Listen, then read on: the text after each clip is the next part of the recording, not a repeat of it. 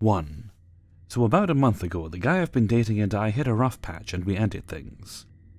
Then we decided to work on things a couple of weeks later.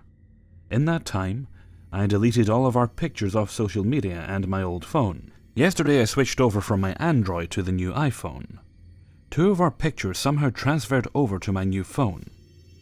I know it wasn't from my drive because I never put them there and they were permanently deleted. We even had other pictures we'd taken, but they didn't show up, just the 2. I didn't have them in any other folders or anything. They were completely wiped. Fast forward to an hour or so ago, and we're talking about weird dreams I've had, and he then sends me a text saying his alternator on his truck messed up, and he was stuck on the side of the highway.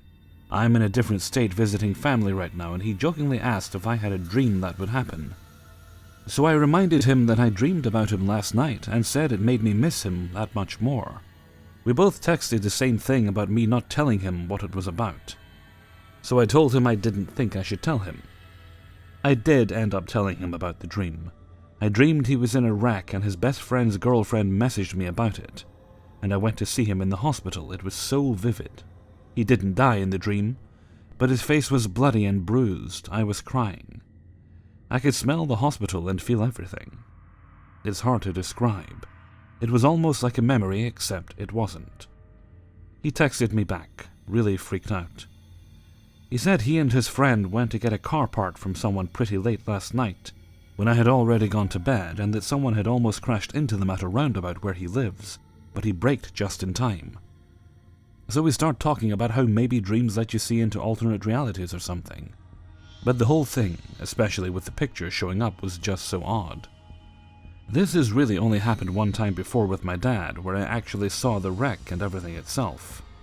He was out of town on a business trip, and I woke up before school and called my dad to tell him that he needed to watch out for this red Chevrolet truck, because it would kill him, to make a long story short. At first he didn't take me seriously, but then I got another phone call after I left school, and got home for the day, and he told me a truck, like I described on the interstate, nearly hit him. But something told him he should watch out for it, so he listened. He still refuses to talk about it to this day because it freaks him out so much. Has this ever happened to anyone else? 2. In 2012, I took a bus trip from my home in Michigan to visit my close friend and then long-distance girlfriend in Connecticut. The trip there was fine and went off without a hitch, even with a short-hour layover.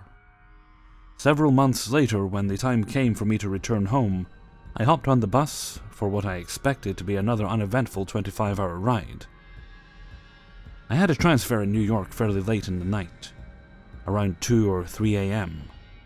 No biggie, we've done lots of those. I arrived to what I recall being the Greyhound station by the George Washington Bridge. I say this as it's located where I remember the bus going, though I'm not entirely certain of that when I look on Google Maps because the building looks different, and walk up to find where I'm supposed to go in this massive station. I ask an employee where such and such terminal is, and after a second of looking at her computer, she says that terminal is across the street in the next station over. Okay then, lady, I'll take your word for it because I clearly don't know my way around. I grab my suitcase and head out the doors nearby into New York for the first time. I let the smell of the city wash over me and light a cigarette before heading down the road. I walked for no more than about a minute, crossed a very short road and passed 2 police officers, before walking up to what appeared to be the exact same station. I figure I'm just tired from the long trip, and that they share similar architecture. I didn't take any turns at all. I snubbed out my cigarette quickly and went inside, where I dismissed this thought pretty fast. This station not only had the same exterior but the same interior as the one I had just left, including the employees as well. I go to the same desk and ask the same woman I had spoken to not 5 minutes before about my bus, to which she replies as if she'd never seen me before, that my bus left 20 minutes ago. At this point I was incredibly confused because the time hadn't changed, and I was definitely on time because I checked my phone, but regardless, the lady very courteously arranged me a new ticket. I took the incredibly long reschedule thankfully and spent the next 2 hours sitting right next to the gate for my bus, and wondering how I could have missed the bus but nobody else did. I was incredibly unsure of myself the rest of the trip home, but it went fine after that. No other strange wormholes or glitches. Although some guy who was preaching in a station in Columbus, Ohio, who approached me while we were both smoking outside because, in his own words, the Lord told him I was having a terrible journey and could use some help. The man asked me if I needed anything, if I wanted to talk, or if I needed food. At that point I was pretty hungry. I hadn't packed any snacks for the trip, though I said a candy bar would be cool as I didn't want to talk about the incident in New York. He gave me $20 from his pocket, tossed his cigarette, and walked into the station behind me and disappeared in the crowd. It doesn't particularly have anything to do with the rest of the story, but I figured I would share it as well. Anybody else experience anything similar to this, or have any strange happenings around that area? I can't really explain how I walked across the street into the exact same bus station, or how I lost this bus by 20 minutes. 3. I guess I've gone totally insane. Or this is not my homeworld anymore, monkey boys. A couple years ago I noticed that the huge freaking signs on the Montlake lift bridge by the U of W, the do not change lanes on grating, have disappeared. Odd. Why would they take those down? All the Seattle metal bridges have those, since that horrific accident back in 1992, where all those kids were killed. Very famous, the city freaked out, and put large unmistakable signs all over, as well as rebuilding the entire sides of the Ballard Bridge. Partial closure for almost a year, except when it was blocked off on weekends. Everybody had to go over to the I-5 bridge. Okay, now, I can't find any docs about that at all. Maybe my Google foo is failing me. This was a major Seattle story, headline news, although it was pre-World Wide Web. A young girl was driving an open-top Jeep on the Ballard Bridge going south. When she changed lanes too fast and lost control, there were 5 people in the vehicle, other teenagers. It punched through the concrete side of the bridge and fell 70 feet, crashed into the water. Everybody died. Driving south on the Ballard Bridge was creepy, with that big hole in the right side just past the drawbridge. Yellow tape on the gap and crowds of flowers from all the victims' families. News articles about each victim, television interviews with all of the families. The Jeep hole was there for about a year, covered up with a long plywood wall. But now a couple of friends don't remember anything about it. I'm not in Ballard anymore, so I go on Google Maps Street View and discover that the rebuilding of the sides of the Ballard Bridge are now gone again. What? And the multiple large do not change lanes on bridge deck signs have changed into a single dinky sign on the right side. My memory totally cracked. The bridge originally had sides which were old grey concrete barriers, giant curbs about 2 feet high. On the actual edge of the sidewalk against the empty space beyond, little concrete vertical posts with green metal rails connecting them. Early 1990s, there was about a year-long construction project where all of that was torn out. It was unsafe. One direct strike by a small Jeep broke the aging concrete slab, tore off the metal railing, and left a big hole. The rebuilt version had no concrete slab as I recall, just a new design of all metal side rails, silver color, all steel, no concrete posts. On Google Street View, the concrete slab giant curbs are back. The many concrete posts with the green metal between them are the same as the 1980s. It's old and weathered. And the section where the accident happened is untouched, old and weathered concrete slab. I recall that the broken gap had been repaired with new white cement before it was all removed and rebuilt. Now it all unhappened. WTF. Or does Street View somehow have some 1990 footage of the original bridge? I need to drive over there and see by eye. Anyone in Seattle remember the 7'5" nun teenagers who unplummeted over the side of the bridge? And the last 20 years worth of having those large do not change lane signs on Ballard Bridge, Montlake Bridge, and others. P.S. Drugs, no. Odd spiritual practices, frack yeah. So the Jeep hole might only be a hole in my brain. 4. This happened a few months ago, and I don't know what to make of it or what to even call it.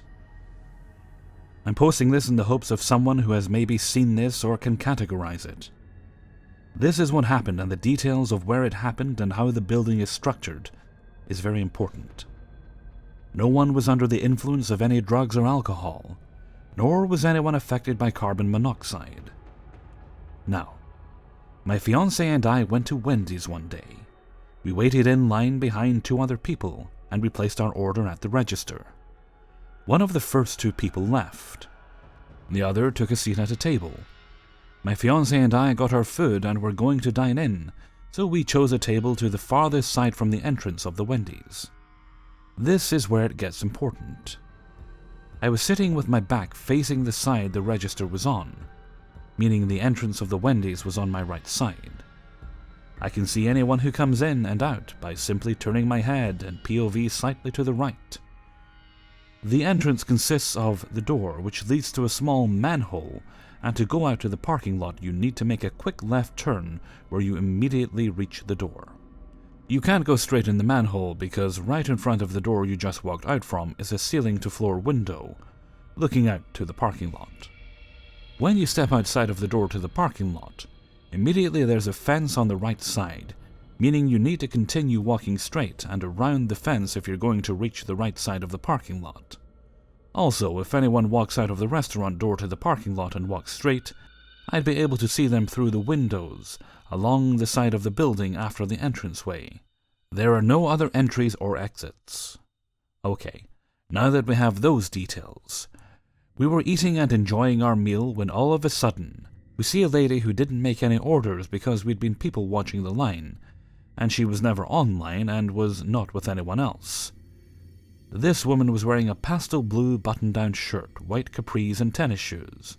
She walks from the middle of the restaurant where they keep the sauces and napkins to the bathroom, which is behind the table we're sitting at, and comes out about 2 to 3 minutes later.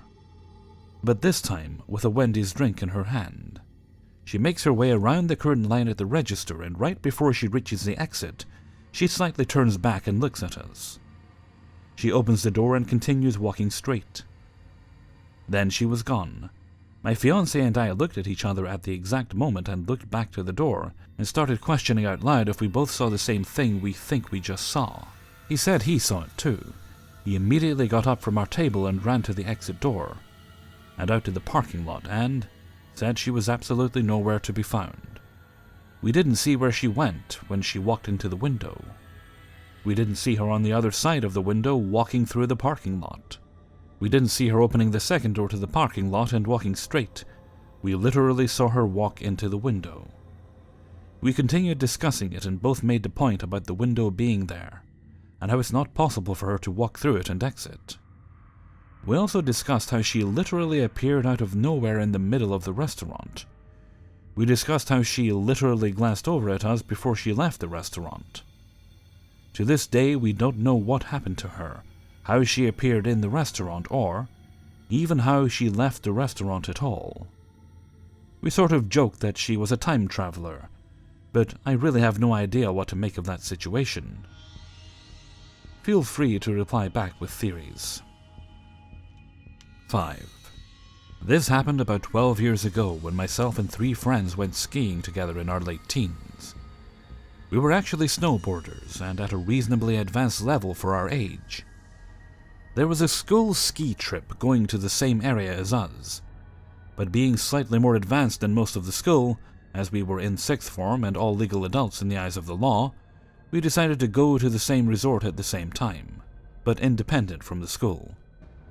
The teachers weren't happy as they essentially had no control over us on the trip, so we could stay out drinking or go off exploring by ourselves and not have them to answer to. We had been out boarding for the day when the school party made the decision to go home due to reports of a storm on the way.